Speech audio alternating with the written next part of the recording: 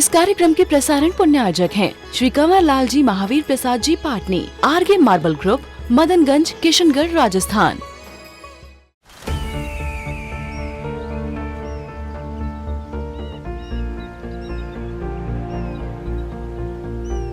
जो बनकर मेरा हमसफर आएगा, सिर्फ उसी को फर्क नजर आएगा। शुरू करो, डालो बुनियाद, घर महल नजर आएगा।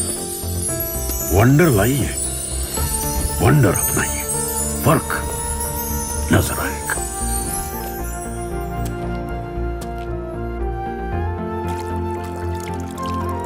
पानी भर लो अंजलि में, चांद उतर आएगा।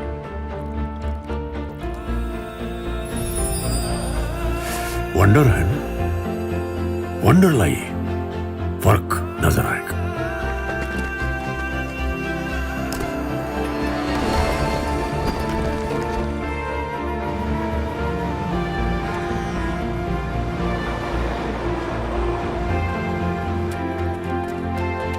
पहला घर तो खड़ा करो, शहर नजर आएगा।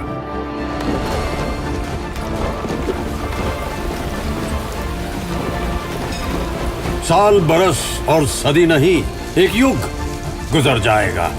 उम्र न पूछो वंडर की, जब फर्क नजर आएगा। वंडर सीमेंट, फर्क नजर आएगा। रौद्र ध्यान में तो व्यक्ति आनंद से भरा रहता है, आनंद से भरा रहता है ना, वहां तनाव नहीं होता। रौद्र ध्यान में है, भले ही रौद्र ध्यान है बड़ा खतरनाक, लेकिन वहां व्यक्ति आनंदित रहता है। किसमें आनंद मनाता है? हाँ, हिंसा करके आनंद मनाता है। अच्छा, नहा करके आप खुश होते हैं कि दुखी होते हैं? बताइए। खुश होते हैं ना? तो कितने जीवों को मारा आपने, पानी से स्नान किया, कितने जीवों की हिंसा हो गई, कपड़े धोए, कितने जीवों की हिंसा हो गई। खुश होता है व्यक्ति, आनंद से भरता है कि नहीं? परिग्रह जोड़ते हो, खुश होते हो कि दुख होता है? किसी को दुख नहीं होता। खाते पीते हो, मनपसंद भोजन मिल जाता है। अशोक जी, भोजन मनपसंद मिल रहा है? हाँ, खा पी कर कैसा लगता है? खुश, आनंद, विषय संरक्षण आनंद। किसी को ठग लेता है व्यक्ति, ईर्ष्या करता है, तो वो आनंद से भर रहा है। तो ये सब जो आनंद वाली प्रवृत्ति वो रौद्र ध्यान की ओर जाती है। तो आनंद कम मनाता है दिन भर में, विकल्प ज्यादा करता है दिन भर में। अब आप कहोगे महाराज जी दिन में होता है, प्रवृत्ति में होता है, व्यवहार में होता है, लेकिन सामायिक में? अब आप दिन भर जो करोगे, सामायिक में बैठोगे शांति से, तो वही तो याद आएगा कि भगवान याद आ जाएंगे। आपने पूरा भोजन जो है मट्ठे से किया है अथवा दही से खाया है और अंत में एक गुलाब जामुन खा लिया, तो डकार किसकी आएगी? गुलाब जामुन की? बिल्कुल नहीं आएगी। डकार आएगी दही की, मट्ठे की, खट्टी डकार आएगी, गुलाब जामुन की डकार नहीं आएगी। भले ही आपने अंत में एक मिठाई खाई थी, लेकिन पूरा भोजन आपका किससे हुआ? मट्ठे से हुआ, छाछ से हुआ। तो जो अधिक क्वांटिटी में जा रहा है तो डकार उसी की आती है।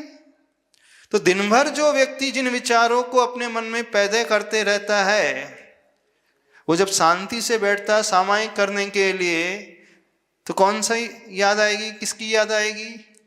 जो संस्कार उसके दिन भर के बन गए। अब सामायिक में 10 मिनट अथवा आधा घंटा, 1 घंटा उसने नमोकार मंत्र की माला फेरना शुरू किया, मुख में तो नमोकार मंत्र चल रहा है और भावों में दिन भर की गतिविधि याद आ रही है, तो सामायिक में मन कैसे लगेगा? लगेगा? बिल्कुल नहीं लगेगा। तो सामायिक तो एक प्रकार से एग्जाम है।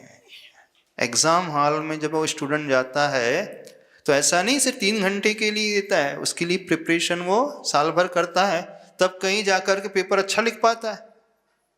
ऐसे ही है ना? यदि वो विद्यार्थी पढ़ाई ना करे और सीधे एग्जाम हॉल में पहुंच जाए, पेपर लिखने पहुंच जाए, तो क्या होगा? उसका फेल हो जाएगा, उसको कुछ आएगा ही नहीं।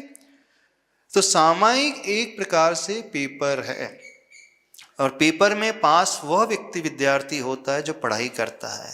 तो सामायिक में मन उसका लगता है जो दिन भर अपने व्यवहार को अच्छा बना करके रखता है। नहीं है तो आप कितनी भी कोशिश कर लो, मन लगेगा ही नहीं। हाँ, सिर्फ वो द्रव्य सामायिक होकर के रह जाएगी, वो भाव सामायिक नहीं कहलाएगी। द्रव्य सामायिक अर्थात मन से नहीं हो रही क्रिया, वो सिर्फ शरीर से क्रिया हो रही है।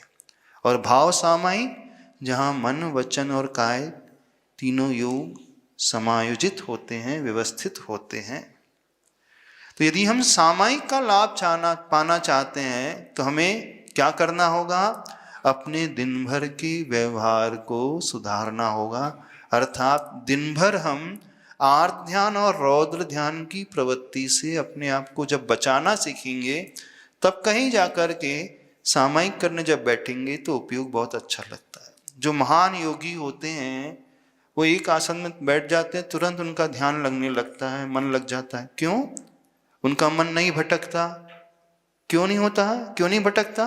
इसलिए नहीं भटकता कि दिन भर वो तत्व चिंतन का ही आलम्बन लेते हैं, दिन भर वो अशुभ ध्यान से बचे रहते हैं, आर्त ध्यान का आलम्बन लेते ही नहीं है। तो दिन भर के संस्कार उनके धर्म ध्यान के ही हैं। तो जब दिन भर ध्यान के संस्कार रहेंगे, सामायिक काल में बैठेंगे शुद्धोपयोग की घड़ी में, ध्यान की घड़ी में, तो तुरंत समतामय हो जाएंगे। तो सामायिक मात्र संधि काल में की जाने वाली प्रक्रिया नहीं है, उसका अभ्यास तो 24 घंटे किया जाता है। संधि काल में तो एकाग्र होकर के शांति से बैठा जाता है, फिर वहाँ सफलता मिलती है। ये कोई करता नहीं है और बोलता है सामायिक करने में बैठ रहा हूँ और मेरा मन नहीं लगता है। संभव ही नहीं है, क्योंकि हमने अभ्यास ही नहीं किया। तो पहले अभ्यास करना सीखो, तो पूरा व्यवहार हमारे लिए निश्चय का कारण बन जाएगा और निश्चय व्यवहार के लिए कारण बन जाएगा। अब थोड़ा दोनों बात को समझने, एक कारण वही कार्य बन जाता है और वो कार्य वही कारण भी बन जाता है। ष्टोपदेश यदि आपने पढ़ा हो, उसमें श्लोक आता है, यथा यथा समायाति संवित्तौ तत्त्वमुत्तमम् तथा तथा न रोचन्ति विषया सुलभापि। उससे पहले एक श्लोक आता है, यथा यथा न रोचन्ति विषया सुलभापि तथा तथा समायाति संवित्तौ तत्त्वमुत्तमम्। अर्थात जिसे पंचेंद्री के विषय रुचते नहीं हैं, सुलभ होने पर भी, स्पर्शन इंद्री का विषय मिल रहा है, रसना इंद्री का विषय मिल रहा है, घ्राण इंद्री, चक्षु इंद्री, कर्ण इंद्री का विषय मिल रहा है, यथा यथा न रोचन्ते विषया सुलभा अपि, यानी पंचेंद्री के विषय सुलभता से प्राप्त हैं लेकिन उसको रुच नहीं रहे हैं, तो उसकी परिणति क्या होगी, उसका क्या इफेक्ट पैदा होगा? तथा तथा समायाति संवित्तौ तत्त्वमुत्तमम्। तब तब उसका जो आत्म तत्व है उत्तम तत्व में लीन हो जाता है। तो पंचेंद्री के विषयों क्या नहीं रुचना कारण बन गया और कार्य फल क्या आया? आत्म तत्व में लीनता, यानी ध्यान में वो बैठ गए, सामायिक में स्थित हो गए। तो कारण क्या बना? पंचेंद्री के विषयों से अरुचिपना, तो कार्य हुआ सामायिक अथवा ध्यान। अब दूसरे श्लोक में आचार्य भगवान कहते हैं, यथा यथा समायाति संवित्तौ तत्त्वमुत्तमम्। अर्थात जिसका मन सामायिक में, ध्यान में, आत्म तत्व के चिंतन में बहुत अच्छे से लगने लगता है, तथा तथा न रोचन्ते, फिर उस जीवात्मा को, उस साधक को, उस श्रावक को तथा तथा न रोचन्ते विषया सुलभापि, फिर उसे पंचेंद्री के विषय अच्छे नहीं लगेंगे। यानी सामायिक उसके लिए कारण हो गए और पंचेंद्री के विषयों को जीतना कार्य हो गया। पहले पंचेंद्री के विषय जीता, वो कारण बन गया और कार्य क्या हुआ? आत्म ध्यान सामायिक। फिर दूसरे श्लोक में वही सामायिक कारण बन गई और वो पंचेंद्री के विषय जो प्रवृत्ति होती थी वो उससे ऊपर उठ गया, तो कार्य हो गया। अर्थात दोनों एक दूसरे के लिए कारण कार्य हो जाते हैं। जो अच्छा व्यवहार करेगा उसका निश्चय भी अच्छा होगा, उसका ध्यान भी अच्छा होगा, उसकी सामायिक भी अच्छी होगी, और जिसकी सामायिक अच्छी होगी तो उसमें जो समता बना करके रखेगा उसका इफेक्ट उसके दैनंदिन व्यवहार में भी झलकेगा, कि व्यवहार में भी वह कषाय नहीं करेगा, भड़केगा नहीं, रिएक्ट नहीं करेगा, अपने परिणामों को संभाल करके रखने वाला हो जाएगा। समझ में आ रहा है? तो दोनों कारण कार्य बन जाते हैं, पर पहला कारण क्या बनेगा? पंचेंद्रिय के विषयों से ऊपर उठना, अर्थात हम जो हैं अपने व्यवहार को समीचीन बनाएं। समीचीन बनाने का अर्थ है आर्त ध्यान और रौद्र ध्यान से बचाने की कोशिश करें। तो जो आर्त ध्यान नहीं करेगा, आर्त ध्यान नहीं करेगा, इसका अर्थ क्या हुआ? जब उसके जीवन में प्रतिकूलता आएंगी तो विकल्प ज्यादा नहीं करेगा, चिंता नहीं होगी उसे, डरेगा वो नहीं, भयभीत नहीं होगा। जो होगा सो देख लेंगे, जो हो सो हो, जो है सो है, हमको क्या, भजन गाते ना, जो है सो है, स्वीकार कर लेंगे। अर्थात जिस व्यक्ति का एक्सेप्टेंस लेवल बहुत अच्छा होता है, स्वीकार का भाव बहुत अच्छा होता है व्यवहार में, वही व्यक्ति सामायिक और ध्यान को बहुत अच्छे से कर सकता है। वही व्यक्ति विकल्पों से अपने आप को बचा सकता है। तो बाधक कारण सामायिक में क्या है? आर्त ध्यान, रौद्र ध्यान। आचार्य भगवान ने इसलिए लिखा, श्लोक में ही लिखा, आर्त रौद्र परित्याग। आर्त और रौद्र को परित्याग करना है, उसे छोड़ना है। इसलिए लिखना पड़ा आचार्य भगवान को, क्योंकि सबका परिचय अनादिकाल से आर्त ध्यान और रौद्र ध्यान का ही है। क्योंकि एक इंद्रिय से चौरेंद्रिय तक अथवा संगी पंचेंद्रिय तक तो धर्म ज्ञान होता ही नहीं है। उनका कौन सा ध्यान होता है? आर्त ध्यान रौद्र ध्यान होता है। और मनुष्य का भी आर्त ध्यान है, रौद्र ध्यान ही होता है। जिसने संयम जाना नहीं, समझा नहीं, वो दिन भर चिंता ही तो करते रहता है, टेंशन भी तो रहता है, भविष्य के बारे में सोचते रहता है, पैसा चाहिए, पैसा कमाना है, कैसे होगा, जो उसके लिए इष्ट था अब कैसे उसको पाना है, अथवा प्रतिकूलता आ गई अब कैसे दूर करना, बीमार पड़ गया है दिन भर अब ये सोचता है कब बीमारी दूर होगी, कौन सी दवाई लगेगी, कौन सा डॉक्टर मिलेगा, होगी कि नहीं होगी, यदि नई बीमारी दूर हुई तो क्या होगा। सबसे ज्यादा चिंता शरीर की रहती है ना, क्योंकि अब आप लोगों ने प्रतिमा ले ली, अब तो पैसों की ज्यादा चिंता नहीं होगी। नहीं, पैसों की चिंता, खाने पीने की चिंता रहती है। वैसे तो यहाँ भी होगी नहीं, सब व्यवस्थित है, व्यवस्था है नहीं, घर में भी नहीं रहती खाने पीने की रहती है। रचना इंद्री का विषय बनता है कि आज ये खाना है, कल वो खाना है, आज क्या नहीं खाना है, आज मंगलवार है ना, हाँ तो आज मीठी का त्याग करेगा सबका, नहीं सबका आज मीठे का त्याग, सबके लिए नियम है। बात होगी साक्षी से, नहीं साक्षी से बात हो गई, बोले आज मीठा नहीं रहेगा। हाँ। तो आज का नियम सब, कोई भी मीठा नहीं खाएगा, मीठे का त्याग, गुड़ भी नहीं खाना है और शक्कर भी नहीं खाना है। वैसे शक्कर तो हर एक व्यक्ति को त्याग ही देना चाहिए। आचार्य भगवान कहते थे ये मीठा जहर है। व्हाइट शुगर जो है, जितने भी व्हाइट शुगर है, रिफाइंड शुगर जिसमें केमिकल डलते हैं, वो सबसे खतरनाक मीठा जहर है। उसे तो हर व्रती को छोड़ ही देना चाहिए।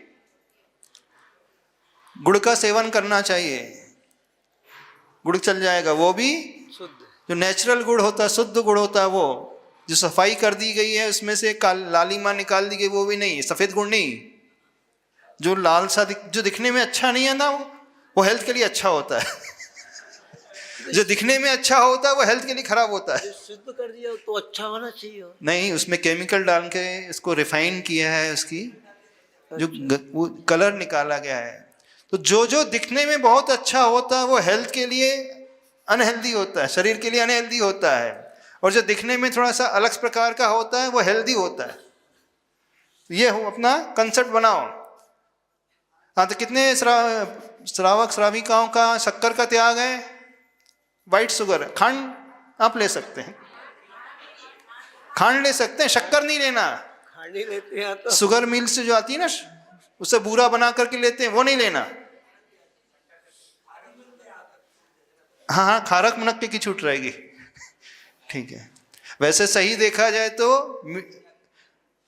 मधुर रस में मुनक्का भी नहीं, किशमिश भी नहीं, खारक भी नहीं, खजूर भी नहीं। सही देखा जाए तो, सही देखा जाए तो ये है। फिर भी गुड़ और शक्कर त्याग कर दो, वो भी चल जाएगा, बहुत बड़ी बात हो जाएगी, हो जाएगा ना। तो रसना इंद्री का तो किसी को क्रेज नहीं रहता ज्यादा, नहीं। कौन से इंद्री का विषय सबसे ज्यादा रहता है, मन जिसमें जाता है, बताइए कौन सी इंद्री का विषय है? रसना, खाने पीने का, कर्णेंद्री का, म्यूजिक सुनने का, कि आंखों का विषय, कि स्पर्शन इंद्री का विषय? वैसे दो इंद्री, स्पर्शन इंद्री और रसनेन्द्री कामेंद्री मानी जाती हैं, तीन इंद्रियां भोगेंद्रिय मानी जाती हैं। तो रसना इंद्री और स्पर्शन इंद्री को जीतना सबसे कठिन माना जाता है।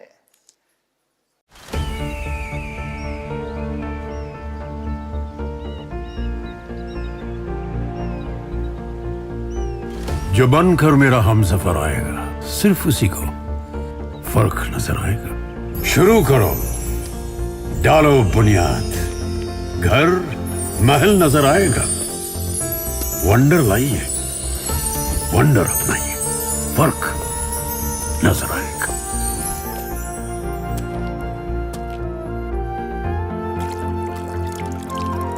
पानी भर लो अंजलि में, चांद उतर आएगा।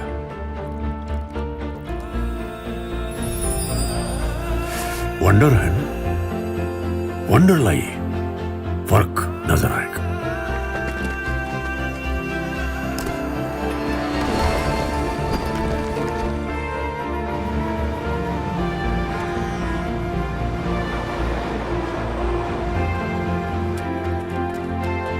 पहला घर तो खड़ा करो,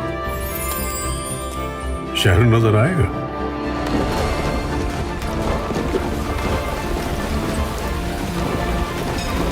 साल बरस और सदी नहीं, एक युग गुजर जाएगा। उम्र न पूछो वंडर की, जब फर्क नजर आएगा। वंडर सीमेंट, फर्क नजर आएगा।